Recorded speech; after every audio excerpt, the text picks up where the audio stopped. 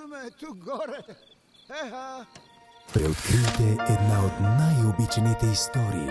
Имало едно време един малък принц, който си търсил приятел По невиждан досега начин.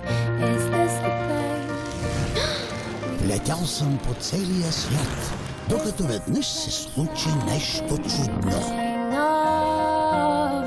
бихте ли ми нарисували овца? От режисьора на Кунг Фу Панда.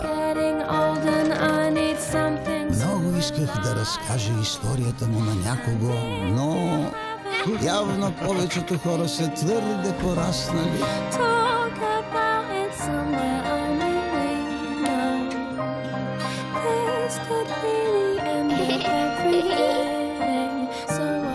Малкият принц.